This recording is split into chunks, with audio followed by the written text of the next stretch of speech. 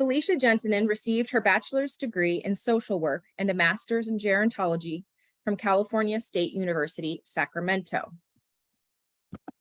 In 2011-12, during her graduate program, she served as a student intern with Elder Care Management, then officially joined the care management team shortly thereafter. After 9 years on the ECM team, Felicia assumed the role as Director of Care Management, taking charge of leading the established team of care managers. Felicia is a member of the Aging Life Care Association, ALCA, and received her certification through the National Academy of Certified Care Managers, NACCM. She holds a residential care facilities for the elderly, RCFE license, with the California Department of Social Services, and has volunteered as a caregiver support group facilitator for the Alzheimer's Association of Northern California. Felicia believes her most important work experience has been her role as a family caregiver, which heavily influenced and informed her practice as a care manager. Having been closely involved with the care of several family members, she has an insider's view as to what many of our clients are experiencing. And with that, I would like to pass it over to Felicia Gentinen. Thank you. Thank you, Maureen. And thank you to Del Oro as well for their efforts and support in putting together educational opportunities like this. Isn't it wonderful that we can take advantage of today's technology to make information available for so many people, right from the comfort of your home or Starbucks or wherever you may be accessing. So we're just extremely grateful for people like Maureen and the staff at Del Oro who collaborate to make these opportunities available. So thank you. And thank you all for those of you who are listening in today, for taking the time to join us, to set aside an hour or so, and hopefully to glean some nuggets about our topic today, which is successful aging. It takes a plan. You know, that's one of the topics, successfully aging, that care managers spend a lot of time promoting to our clients.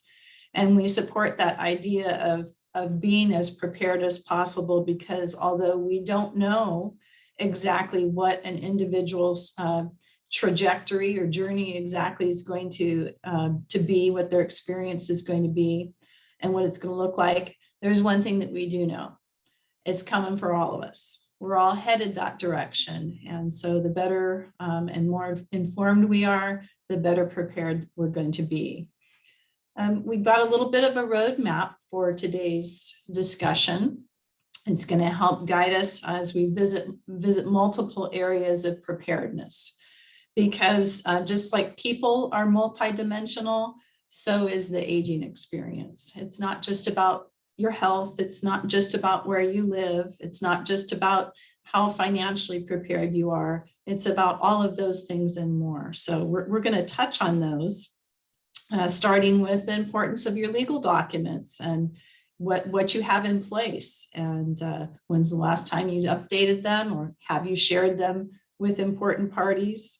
We're going to touch on the cost of aging. Do you have an idea of what the cost of aging is? What things like Medicare and other benefits cover? Do you know what your benefits are? We're going to discuss the importance of preventive care. What's your health maintenance like? And we'll touch on, of course, the impact of COVID-19 and hopefully what we've learned from that, the takeaways. And then we'll round out our discussion with end-of-life preparedness and conversations around that very important topic. So that's our roadmap for today's discussion. We really liked this quote from Teddy Roosevelt: "Old age is like everything else. To make a success of it, you've got to start young." You know, we spend a lot of time and effort in life planning for things like education, weddings, vacations, homes, but we get a little bit skirtish around the idea of planning for our aging process. Why is that? Well, it might be we don't have an example of someone in our lives whom we've seen age or age what we would consider well. There might be cultural implications. There might be that we just don't want to think about that time in our lives.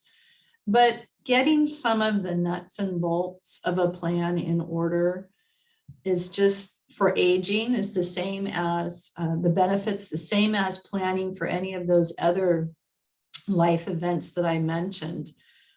It's going to save time and money later, and it's going to make the challenges of aging manageable. It doesn't mean the challenges of aging won't appear or won't be a part of our scenario, but it does mean they'll be more manageable. So even general ideas early on are better than none. And it's really a values discussion in the beginning. What matters to you? What are your priorities? What's important to you? What helps guide your decision making? So we're going to talk a little bit more about the importance of a plan. We deal with many people who come to us in crisis. So as I've mentioned, we don't know how each of us is going to age and the challenges that are going to be inherent for each of us. We can't control those things, but we can make plans for contingencies. And we try to communicate to our clients and to people at different stages in life the importance of having a plan in place. Thoughtfully planning and considering what are our expectations. And that, again, that's a values discussion. What's important to you? What do you prioritize? What are your expectations going to be? I worked with 2 client couples, both at the same stage of life, almost exactly the same age, very similar professional backgrounds. Neither had children, and one couple had put their plans in place. And when I met with them, they realized that it had been a while since they had revisited their plans, and they were feeling some vulnerabilities due to some health challenges. And so we got on board and helped them do some fine tuning. And they eventually navigated a move from a large home. They downsized and so forth. The couple on the other side of town had not prepared for the onset of dementia in one of the partners. And in the process of dealing with and trying to manage on their own, the other spouse had put off updating, adapting, and preparing for the eventual. And it wasn't until a family member from out of state stepped in and got their attention, got the attention of the spouse who was in charge of everything by that point, that he needed to really get some help. So he was in a much more of a crisis place when we started working together than the other couple who had been a little bit more proactive. So, having a plan in place means working the plan as you go and adapting as you go. So our goal is to help prevent crisis, as the slide says, to quell it, keep it from ever happening by just being a few steps ahead in our planning and in our execution of the plan. So foundational really in having a plan in place and moving through the aging process in a successful way is to make sure that you've got your legal matters in order. A lot of people I find are not real familiar with the legal foundation in their life. They don't really understand the nature of their documents. They know that they've perhaps met with an attorney and they have something that they might refer to as a trust or will. But generally, by the time I meet folks, they haven't visited those documents for a while. So I really encourage you, no matter where you are in your journey, that you pull those out. And if you haven't ever met with an attorney, that you make that a priority. Oftentimes people think that it costs a lot of money to meet with an attorney. Sometimes that's the case, depending on the nature and size of a person's resources, but it isn't always the case. And we regularly refer people to senior legal services and other manageable, accessible resources for getting their legal house in order. So knowing what you have and knowing that it's up to date and is representative of what you want is really important. Designating someone to speak for you on your behalf, both and work for you on your behalf, both financially and for healthcare, is really important. Those are called power of attorneys documents, or agents, healthcare agents. One thing that's particularly important is that you have alternate agents.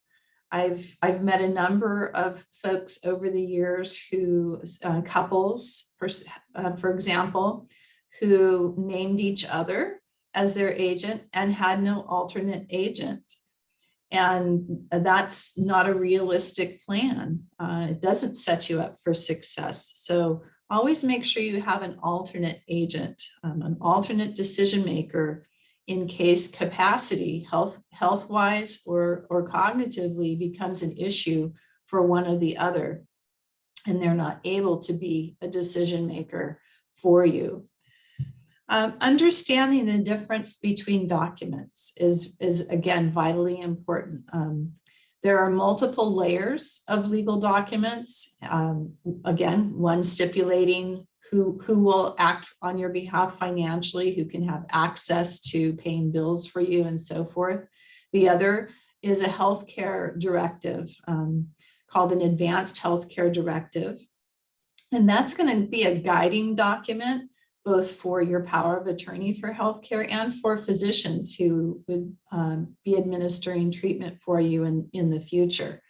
So an advanced healthcare directive that most people we find are familiar with is a multi-page document that generally sits in a drawer somewhere and might be buried underneath that trust or that will or those powers of attorney. And it often doesn't get revisited either. Might have been completed at a point in your aging journey when your decisions or your healthcare wishes were a little bit different because maybe your health was better. Or maybe you have a change in philosophy about your healthcare. So revisiting your advanced healthcare directive is important periodically. And if you don't have one, it is paramount that you create one. And an advanced healthcare directive doesn't even need an attorney to be completed. Those are documents that are available online according to the state that you live in. California here, that's an easy Google search. And it's about a 3-page document that you can complete. It's pretty straightforward. You can have 2 unrelated witnesses sign it. It does not need to be notarized unless you happen to be a resident in a skilled nursing facility. But for most people, it's just adequate to have 2 people witness that that's your signature on that document, and that's a viable document and directive for you. There's another level of advanced healthcare directive that we often promote for our clients, and that's something called a POLST, which stands for Physician Orders for Life-Sustaining Treatment. We're going to talk a little bit more about that. And then, of course, trust or will. That's a document that is going to allow somebody to administer your estate on your behalf. But ensuring that you've got someone named in your documents who can stand in for you when you can't administer your finances, when you can't direct when and if you can't direct your healthcare. Those are vitally important documents. I mentioned the POST in the last slide. Again, that stands for Physician Order for Life-Sustaining Treatment. You'll see here, it's on the left there. It's a bright pink document. How's this different than an advanced healthcare directive that you could complete on your own? Well, an advanced healthcare directive is a multiple page document signed by you, signed by some witnesses, and it's a guiding document. It's going to tell your healthcare agent what your philosophy of care, what your desires are. The POST differs in that it's an advanced care directive signed by your physician after a discussion with you. And you can see on the screen, there are 3 areas in particular, A, B, and C, where care is addressed specifically. Do you want to be resuscitated if your heart has stopped and you're no longer breathing? What level of medical intervention do you desire? And then whether or not you want artificially administered nutrition. Do you want any kind of tubed feeding? A lot of research has gone into the development of this form not as an alternative to a multi-page directive, but as an adjunct to it. So we think of the multi-page directive as a guiding document, a philosophical document. We think of the POST as the action document. It puts into action what your wishes are. And it's effective, much more effective in tandem with an advanced directive because of the nature of the way it works. Because it's signed by a physician, it's a medically enforceable order. It's recognized across the healthcare spectrum. It follows a patient from home, where it's posted in a clear place, all the way across the healthcare spectrum and back. This helps avoid duplication or the need for forms to be completed at each step of a journey. Let's say you leave the home because you've fallen. The POST follows you to the emergency room. The hospital recognizes the POST. You have surgery and you're discharged to a skilled nursing facility for some rehabilitation. The POST follows you there and it's honored there. You don't have to keep repeating your wishes. And then when you're discharged home, it goes home with you again, back in a visible place like the refrigerator or the back of the front door, to repeat its purpose again, or not, hopefully another day. So it's accessible, much more so than those multi-page advanced healthcare directives. They're important, they're guiding documents. They help your agent, but the physician order for life-sustaining treatment really puts it into action. We especially recommend these for folks who live alone or for caregivers who may be in a situation where they're caring for someone who would never be able to speak for them should they have an emergency. So this is an essential document for a lot of caregivers who may be in that situation where they're caring for someone who absolutely could not speak for them in the event of an emergency. So that is the POST. Next to it, we've got a medication log here. We also recommend to our clients that they have a current medication list always posted with their POST, because this gives a lot of information to emergency medical responders who find themselves, on the scene and trying to help you. Financial matters. Do you have a trusted financial advisor or somebody who's helping to guide and prepare you with the resources that you have available? Who's going to manage things for you when you can't? I have a sad but very true and instructive personal story here. Last year, a very, very dear friend of mine in her early 60s found herself with a terminally ill husband who, if in the matter of 5.5 months, passed away.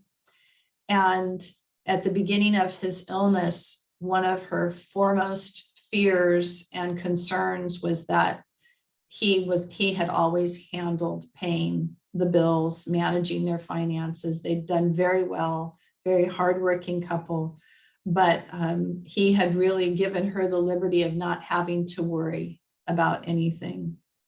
And it was a fast scramble for the two of them and their 4 children to put a workable plan in place that she understood, that she could administer, passwords. What was the location of this retirement account? Where was this resource? How would she, access and pay for things and so forth?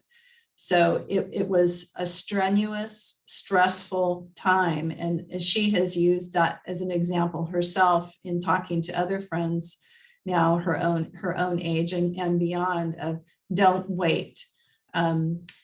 If your spouse is, or your partner is the one who generally handles everything, team up on that. Make a folder, make a document that you keep on the computer, whatever works for you.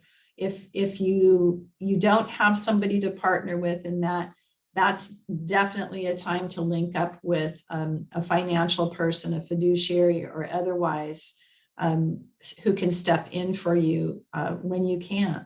And we see a lot of people kick that can down the road and not make that a part of their plan. And it's critical. Someone's got to be able to administer your affairs for you if you're incapacitated.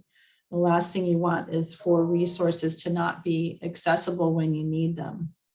So my friend's experience was instructive for her whole family. Her children are all in their late 20s and early 30s, but they've all learned a really strong lesson, painful one, but important one in helping their mom. So, it certainly was a good reminder for me as well. And I use it as an example often. So don't wait until you can't manage your finances to ask for help. It's a sensitive issue for many, but one not to let pride or any other issue prevent you from being prepared for. So if family isn't available, again, consider consulting a licensed professional fiduciary for help. Understand what your resources are, what your sources of income will be in retirement, and understand too that we're all impacted by the fact that we're living longer these days. So we have to be a little bit more forward thinking than generations before about what kind of resources we're going to need. Okay, these are a little bit sobering, but because we want people to be prepared, we talk about difficult things. So these facts and figures here are from last year. And of course, we all know that there's some adjustment for inflation that's happening, that needs to happen. But still, these are some eye-opening figures. So research shows that most people haven't discussed the basic costs of aging. And of course, we're just looking here at costs associated with housing, right? The roof over your head. But as the boomer generation especially ages, their resources are going to decrease and costs go up. So, understanding what things cost now is going to help project for you what costs could be in the future. And especially this concept of diminishing resources and increased costs is really nowhere for us as care managers more evident than the cost of housing, the cost of care. The cost of care goes up, and we've seen the availability of care givers and staffing in different levels of care go down. Unemployment is down. The competition for staffing is up, has increased. So if we take a look at the cost of in-home care here, a lot of folks that we talk to think that, well, I'm just going to stay at home and I'll have someone move in with me and take care of me. You can see in this first column here, in-home care, that monthly cost is just for 4 hours a day. And that's at $32 an hour. And we're seeing the cost of in-home care move above that now into the $34 to $36, $38 an hour range, depending on what kind of help an individual needs. So again, if you were to multiply that figure and think about what full-time care would cost, it's extraordinary. It is eye-popping. So that's just at 4 hours a day on a daily basis, that roughly $4,000 a month figure. Adult day programs are something that we really encourage for many of our clients, especially those who are family caregivers, and where adult day programs can function as respite for them, as their loved one can go and enjoy some time away from home on a regular basis. So at $89 a day, 21 days out of the month, you can see an adult day program also comes at a cost. Assisted living offers a wide range of availability. Communities run the gamut from bare bones to cruise ship level atmosphere and services. So this figure here for a private 1-bedroom is very modest, I will tell you, from my experience, but it's still adjusted for the Sacramento area as an average cost. One thing that we like to remind folks or educate people about is that often assisted living starts with a base rate, and then the cost of needed services are added onto that. So be aware that assisted living it's not all the same as far as cost. You might get a quote from one community that looks very different from another. Make sure you're comparing apples to apples, oranges to oranges. What's included in that cost? A nursing home.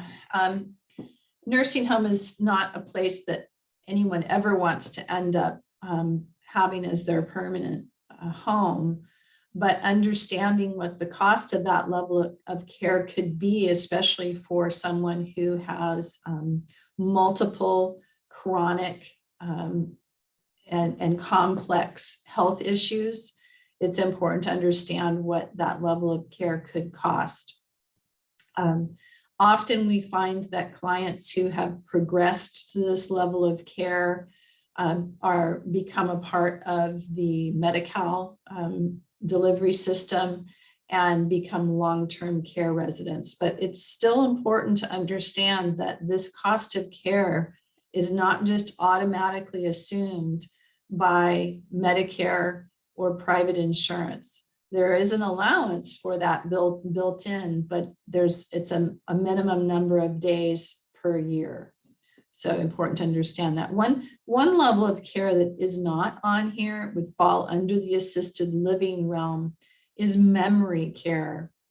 For those who find themselves needing a level of care that cannot be accomplished by a caregiver at home or by an assemblage of supports at home, memory care settings fall under the same regulatory agency as assisted living. They're residential care for the elderly, governed by Title 22 in California. But the cost of memory care is exponential. It ranges anywhere. I've seen folks in assisted living settings who've moved into memory care who are paying double the figure that's on that screen. Not to say that there isn't memory care available for less, but it is mind-boggling what the cost of memory care can be. So we're going to talk a little bit more in our presentation about gathering information. But if you're headed to a place where you think in your aging process or that of your loved one, where you think memory care may be a factor, it's something to be investigating now. So the resource reality. Sometimes we meet folks who just think that once they need a certain level of care that the state is going to provide that. And that's just not the case for everyone.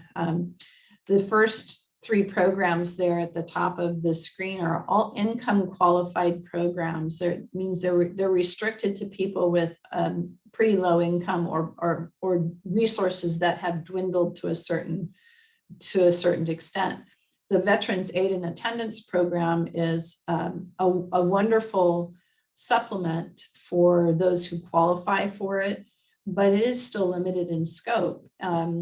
Right now, I think that an individual can qualify for about $1,600 of a supplement for care, but there's a whole qualification process for that, and it's not for every veteran. There are certain windows of time during which a person must have served in the military, and then they have to qualify. They have to demonstrate that there's a level of need for them to qualify for the program, both physically and monetarily, so fiscally. So they have to have reached a certain level of fiscal need. Medi-Cal, again, is for the fiscally frail. We'll talk a little bit more about that. It's not something that offers a lot of choice to people. When you are a Medi-Cal patient, there are definitely limited resources available. In-home support services is a level of service on par, you might say, with an in-home care provider, except that it's paid for by a subsidy. You have to be on Medi-Cal to qualify for in-home supportive services, and you have to demonstrate the level of need, and it's not 24-hour care, and you have to find your own caregiver who will take the stipend amount, and you have to you have to exert a certain level of management over that person and the services that they provide for you. So definitely a lot to consider with in-home support services. Is definitely a very necessary program for those who need it and benefit from it and depend on it, but it's not something that's there for everyone. Long-term care insurance is a resource that some of our folks who we work with have. A long-term care policy is generally something that's been purchased many years ago while folks were working. They come with premiums, monthly premiums that have been paid for many years. It's not unusual for us to encounter a client in their mid to late 80s who's been paying a long-term care insurance policy for 20 or more years. I've had clients whose premiums were $500 a month on up, and some who were able to access those benefits when they qualified for them and really maximize the benefit that they paid for all of those years. I've had many clients who were able to access the benefits at the very end of life. So definitely something to consult a financial advisor about if you feel like that is an option you want to explore. Somebody who can sit down with you and map out what would be the benefit if you were to pay into a policy like that right now. So long-term care insurance, if you have it, if you think your loved one has long-term care insurance, definitely worth something putting your hands on. understanding what the benefit is, understanding how it's activated, and so forth. So often we find that people do have a policy that family wasn't aware of, and we're able to help them get that activated. So, but it is kind of a beast unto its own. And we've heard some from stories from different folks of really having to exert themselves in order to access their benefits. So the nice thing about long-term care insurance, if you do have it and you do qualify to start receiving the benefit, is that you then stop paying the premium, which can make a big difference in a monthly budget. So the reality, though, is that most expenses associated with care, whether at home or elsewhere, are privately paid. And again, this just underscores the importance of planning ahead. So it's not the happiest message that we deliver. It's not a feel-good thing that we all want to sit around and think about, but it is the reality. And I have found that once we understand the reality and we understand what some of our choices are, and we understand how we can plan better, we do tend to feel some relief, and at least we know what's ahead. We know that we can deal with it. So a little bit of fact versus a fiction about some of the resources that are out there and how they may or may not serve you. Probably one of the biggest myths that we as care managers dispel in our work is that Medicare does not cover the cost of housing. It also does not cover the cost of in-home care.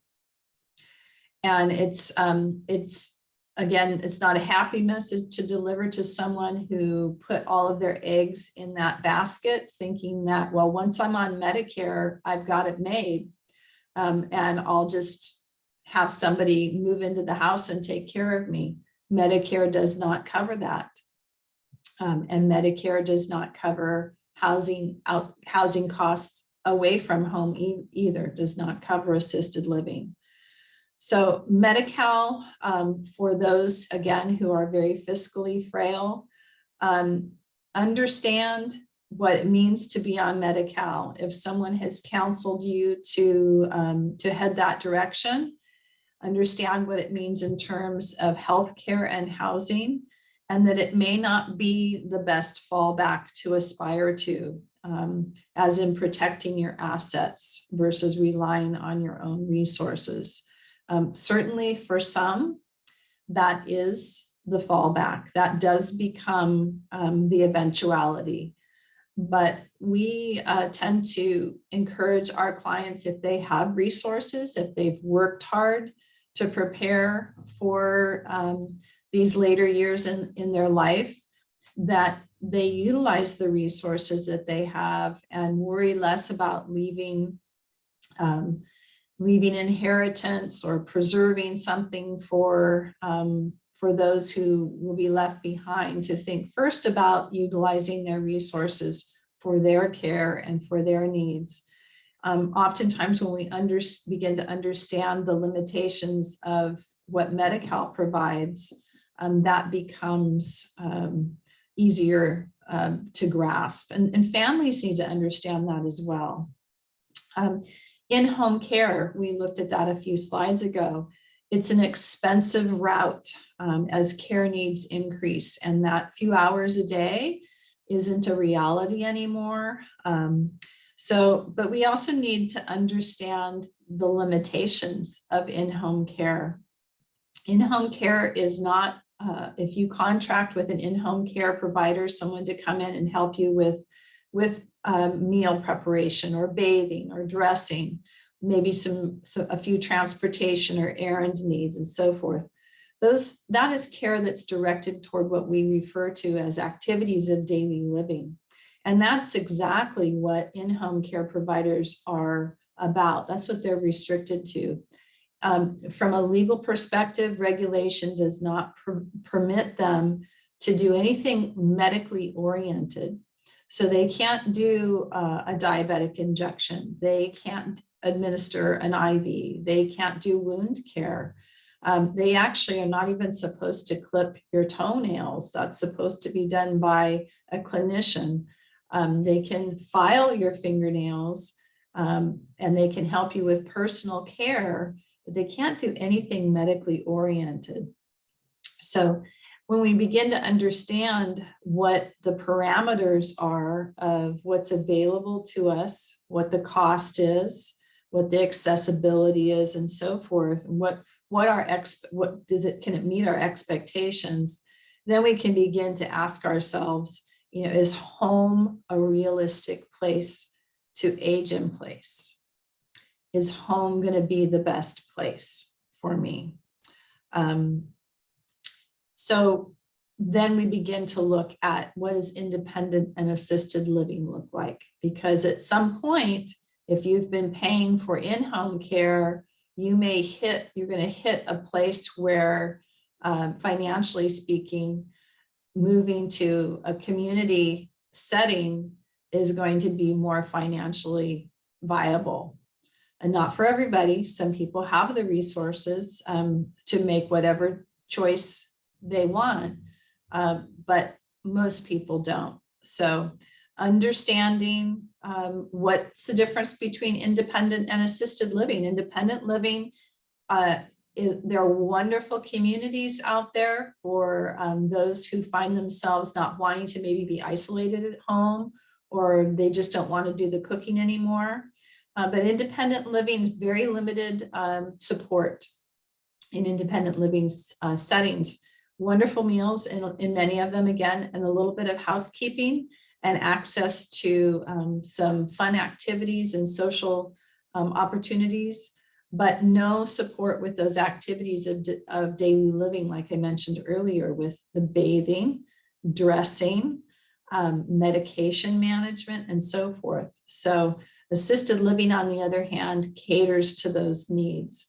So we have a lot of conversations with clients who find themselves on the cusp. Do we need to move? Do we not? Or does my loved one need a different level of care? Understanding the difference between independent and assisted. And then, of course, memory care, understanding when is it time to go to memory care? When is it time to consider that? And what does memory care mean? Working in tandem with a care manager at this point is really helpful, whether it's through an organization like Del Oro or Elder Care Management, or another care manager, just accessing and working in tandem with your physician, your neurologist, to understand, is memory care necessary? Is safety really becoming an issue? Am I exhausted as a caregiver, and so forth? So, but again, as care needs increase, knowing what is fact, knowing what is fiction as you weave your way through what's out there is really important. So don't don't take for granted what you don't know, and confirm what you think you do know before you move ahead. Really, really important, especially if you are a family caregiver, or you're in just a caregiving situation, that you protect your health, the health of your loved one, and your own health. Yes, absolutely, do have work to establish that relationship with a provider. Do that preventive health care. Keep your medication list updated, and so forth. And make sure that, we just tend to put off what seem like simple things, like that eye appointment, that new pair of glasses.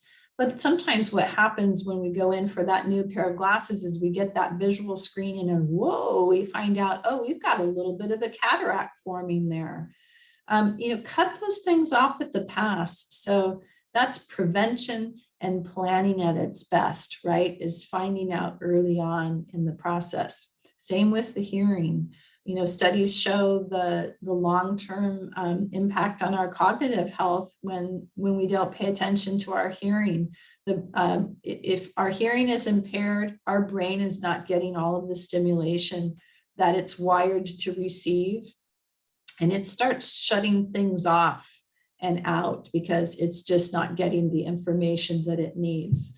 It's a lot harder to learn how to wear hearing aids, and it's harder for your brain to adapt to hearing aids if you put it off too long and wait until that hearing loss is so severe that it's just very difficult. I've witnessed that many times in my practice, and I'm always complimentary and applauding clients who get those hearing aids early on. So don't put that off. One thing I really want to emphasize when it comes to your health is the importance of bringing an advocate to appointments. You may be doing this yourself if you're a caregiver, but what about for you? What about for you as things change? Just for all of us in general, as our hearing does become a little compromised, even if we've got those hearing aids in, or maybe our eyes aren't so good, or maybe we're just not as good at taking notes. Having an advocate with you at your medical appointments could be the difference between walking away from an appointment successfully and capitalizing on the information that was given there, and maybe the prescriptions or the tests that were ordered, and not being successful, not maximizing that. So the importance of an advocate when it comes to your health care, especially as things are changing with you. For some family, I've attended many a medical appointment where a family caregiver was also there. And they said afterwards, we're so glad because I captured, the important information and made sure that they got it. I followed up with them later on. They realized, I'm just so glad that you were there. So consider the benefit of an advocate for you and or your loved one. Oh, the importance of your brain health. Please don't neglect it. Ask yourself now, what am I doing to support my brain health? What am I doing every day? What am I eating? What am I drinking? What kind of activity, stimulation am I giving myself? And understand what is normal aging. And if you're not sure what normal aging is, consult the professionals, okay? Del Oro, the Alzheimer's Association, many other organizations online have information available about what constitutes normal aging, especially if you have a concern. You find that you're forgetting things or misplacing things. If you are a family caregiver, that could be due to stress, and it might be a signal to yourself that you need some respite. Our brains, our communication center, they speak to us, so we need to pay attention to them. So it's important to understand, what are normal changes? If you have a question or a concern, though, that's really, maybe you think, oh gosh, my loved one or myself, just really concerned about these changes, but gosh, if we go to the doctor, they're going to tell us something we don't want to hear. Please don't put it off. Please don't put it off. Consult the experts. Even when we receive the information or receive maybe a diagnosis or hear something that we just didn't want to hear, that can still be empowering because information opens doors. Information leads us to choices. And I would rather have choices. I'd rather know what's going on and know what my choices are than to not know what is going on. So consult those professionals. Mental health. Mental health's a part of what's going on in our minds, right? And we really saw an escalation in our clients' mental health needs, especially during COVID. Support as we age with pre-existing mental health diagnoses, or even if, many people in our culture struggle at different times with depression. If that's been a chronic issue for you, I can't encourage you enough to ensure that you have the support that you need, because as we age, we see that unattended mental health needs become exacerbated. They don't just settle down and go away. They continue to make demands on those who suffer. And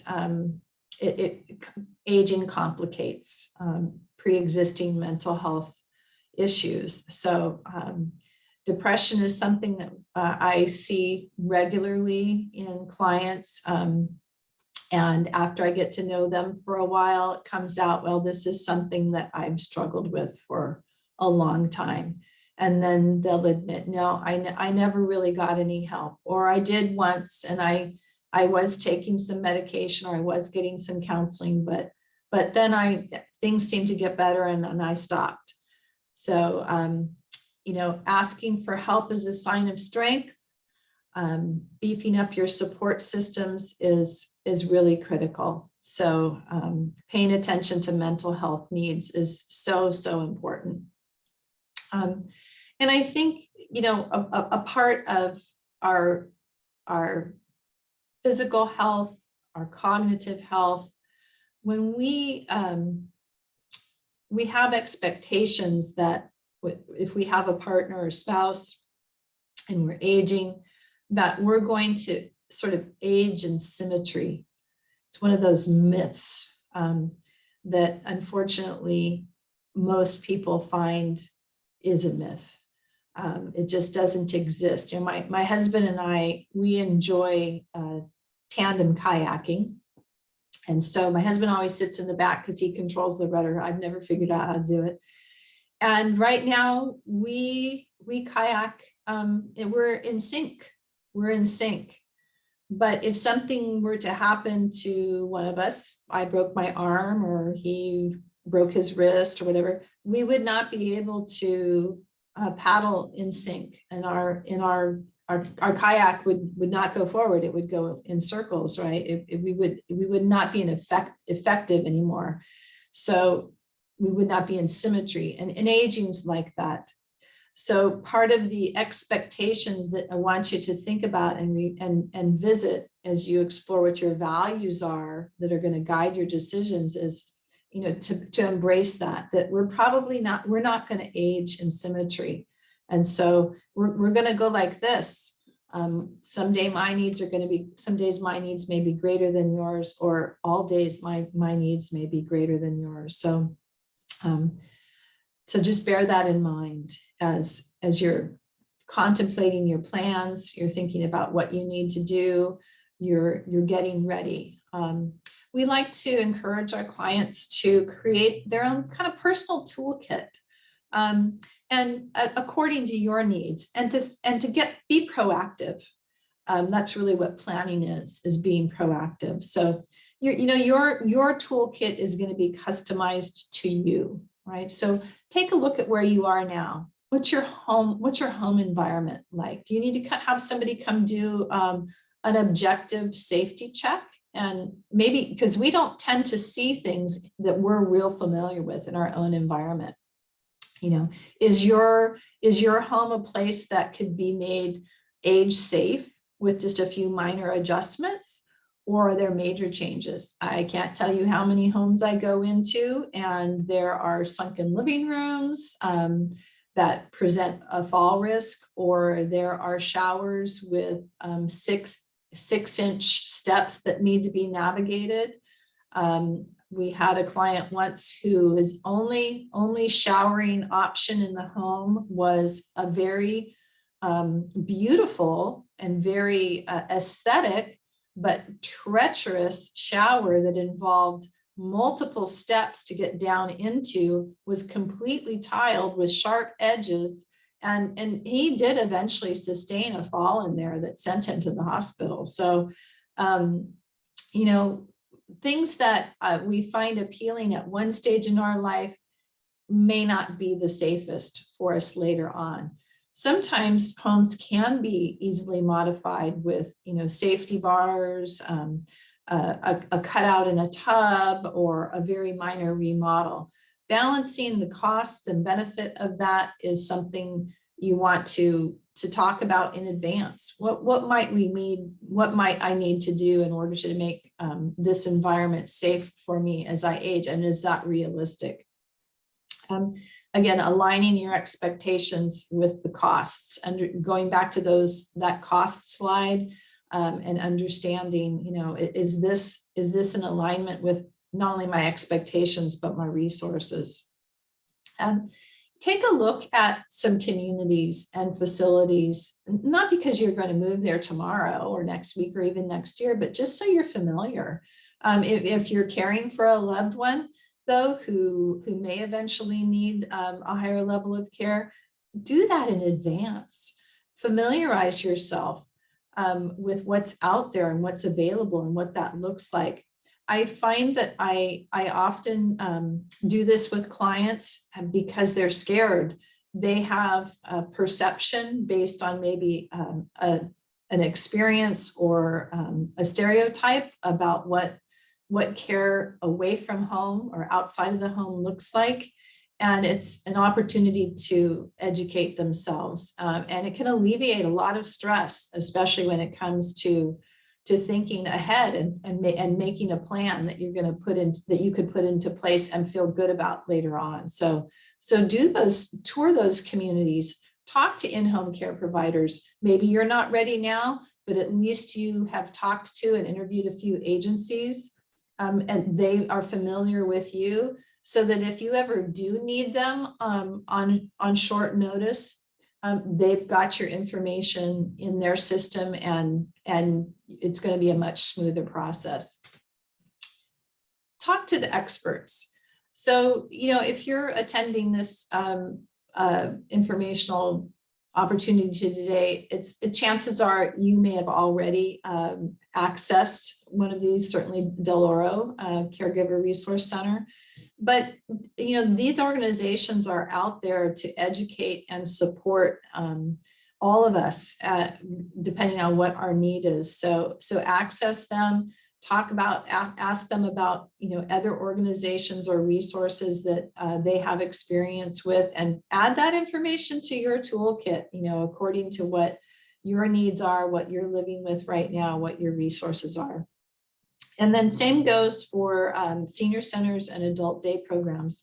I have found these to be really, really valuable resources for education and support, especially for support. And we can't encourage folks enough to look for avenues of support, whether you're a caregiver or not.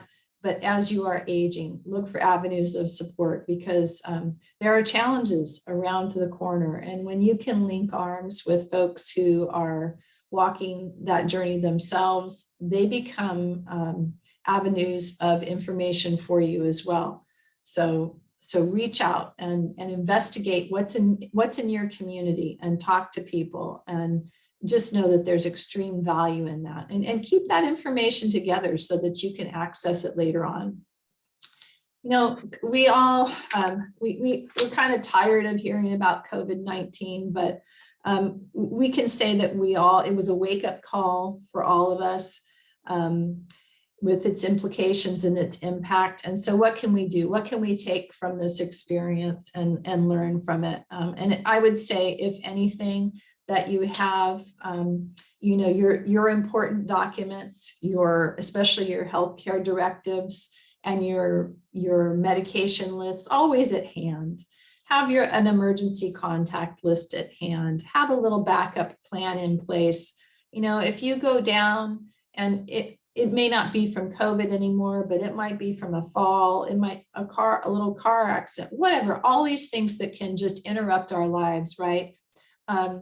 Have your plan in place. Who's going to feed the dog, water the plants, pay the bills? You know, you might still be able to make your own medical decisions as you're recovering and so forth. But what about all those other details? So, you know, those things create, certainly, you know, house plants can be replaced.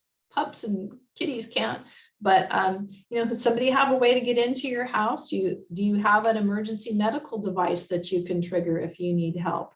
And how will emergency professionals access to your house? Do you have a key safe and so forth? So I think, you know, again, COVID was a wake-up call for all of us, and we just need to capitalize on what we learned and keep learning, and take those gonna do lists and start working our way through them and put those plans in place.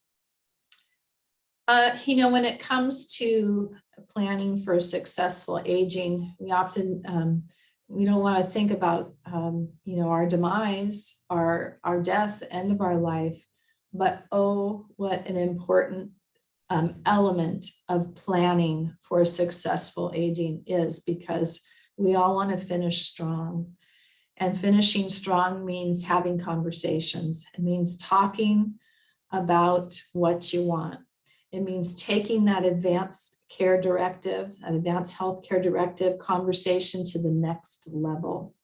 So educate yourself about what you want your end of life care to look like. Talk with your doctor, attend some seminars, understand what is hospice and palliative care. Is that something I would want? Do I want to be a DNR, a do not resuscitate, or do I want life extending measures? Do I want a feeding tube? Do I want artificial hydration? What's the implication of that? That information is out there, and I encourage you to pursue it to best inform yourself, and then have those conversations with your decision makers, those people you have named in your documents, and make sure they have copies of your documents. So I know these are difficult conversations to have, but once you begin them, it almost always feels better and people relax. And we like to tell folks that, you know, these conversations, this information, it's a gift that you give to your loved ones and to your decision makers, because then they're not left guessing somewhere down the road. If they have to make a decision for you, they're not left guessing what you want. So it's a gift.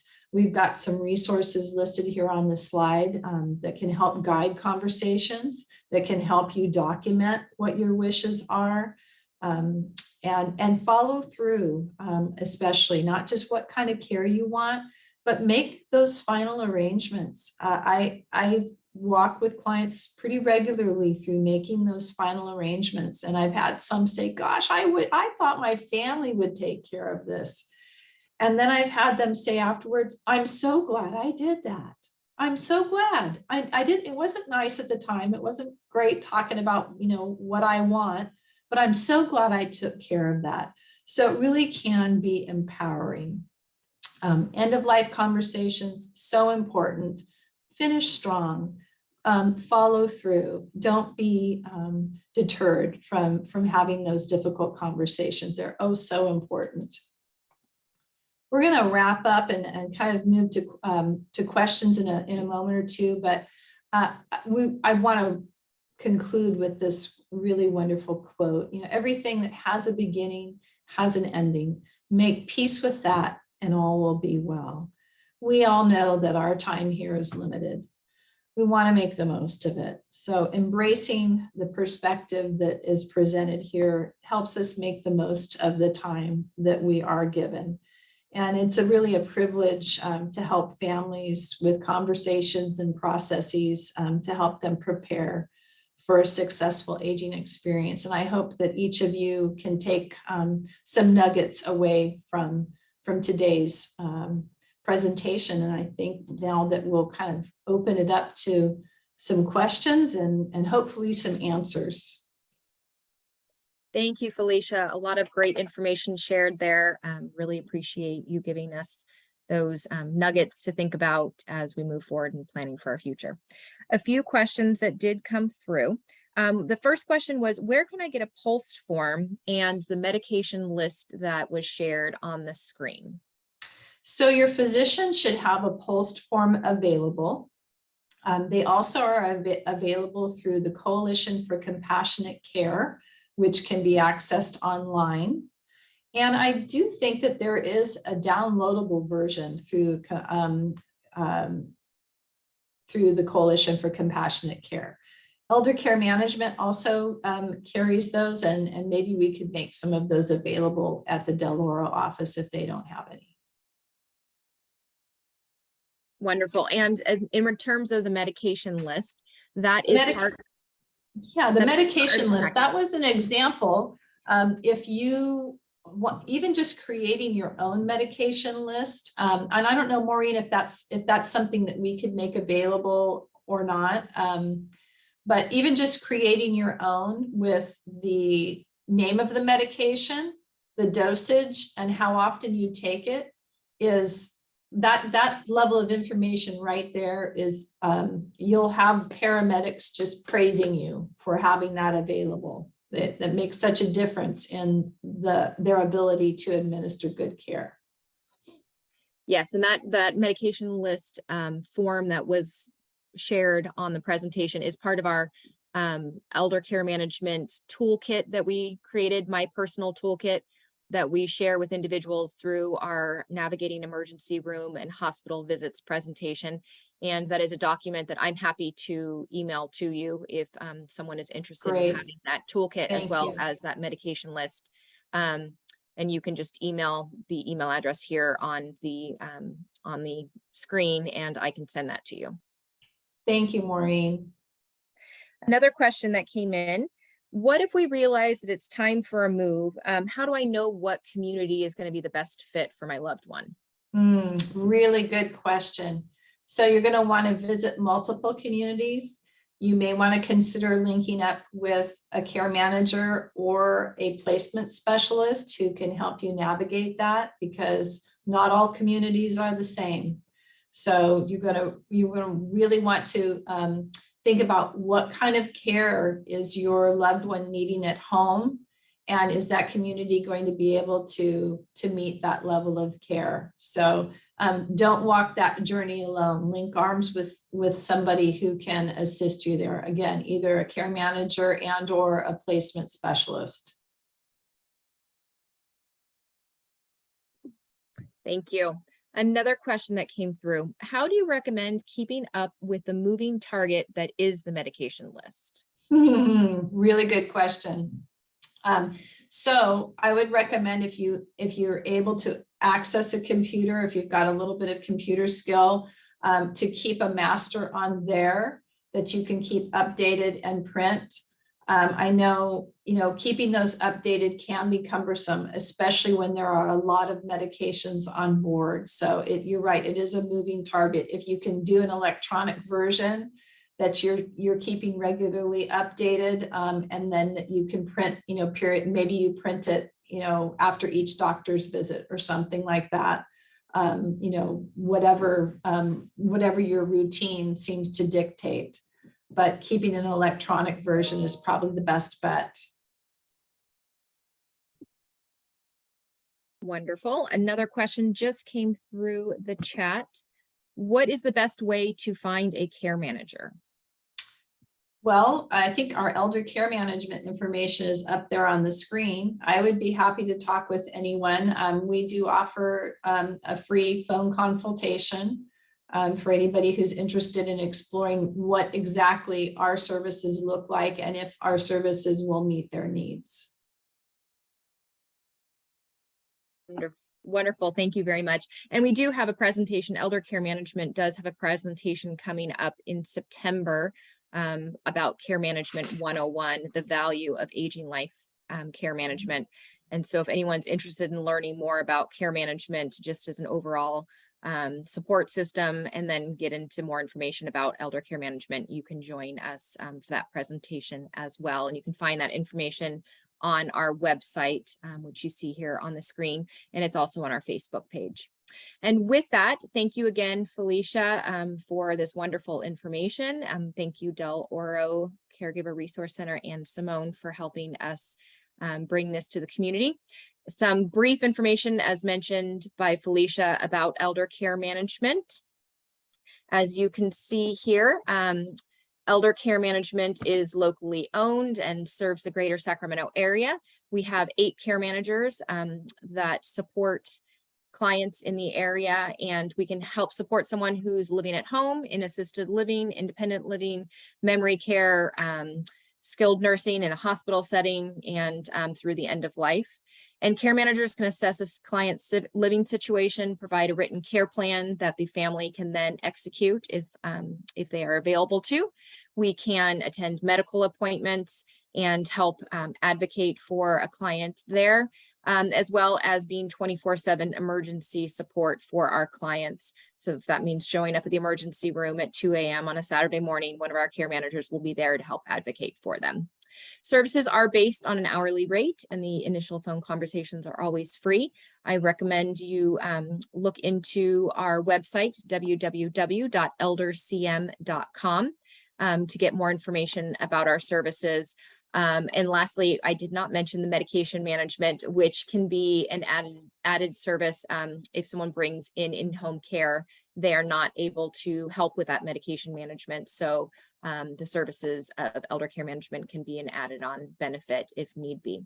With that, thank you so much. Simone, would you please share a little bit about Del Oro with us?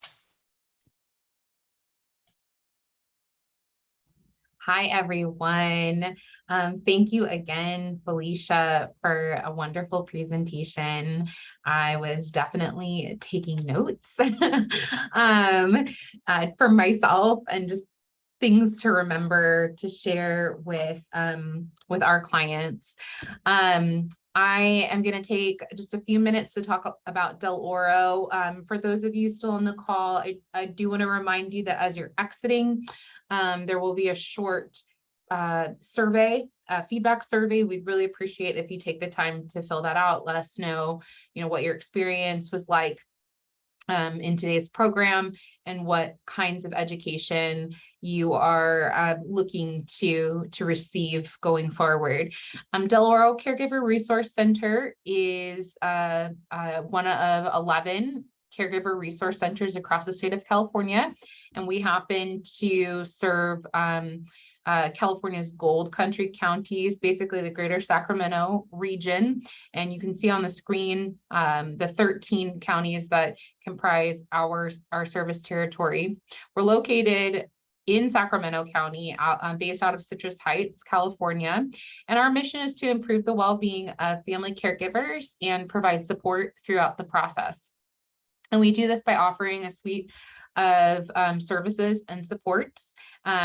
We offer things like information and referral, support groups, and education and training, which are open to the public. But we essentially offer direct services listed under in this chart as family consultation, respite care, counseling, and legal consultation. We offer those direct services after we've established eligibility with a prospective client, and all of the eligibility requirements are handed down to us by our funding sources, the California Department of Aging and Area 4 Agency on Aging. So the bottom line is that our services are free to the caregiver who is our client. The caveat is that they do need to be living within our service territory. And to receive those direct services, you need to meet the basic eligibility criteria set forth by our funders. If you have any questions about this, please feel free to give us a call. We're at 916-728-9333. You can also check out our website, www.deloro.org, which has some great information available, including a caregiver toolkit with some resources for caregivers. Thank you so much, everyone who made it today and took time to learn a little bit more about how to age successfully, how to prepare for the future. Want to thank Felicia again for doing a phenomenal job presenting this information, and of course Maureen and Elder Care Management for collaborating with us to get this information out into the community. I see, I see in the chat that someone asked about setting up wills, post ACP docs. So just really briefly, Del Oro, one of our direct services, is a consultation with an attorney, and we cover the cost of that that meeting. And so we in-house wouldn't be able to help you with your legal documentation, but an attorney that we're contracted with would be able to do that. And again, we would cover the cost of that. So if this seems like a good service, something that you would be interested in, again, I encourage you to give us a call. With that, I'm going to stop the recording now.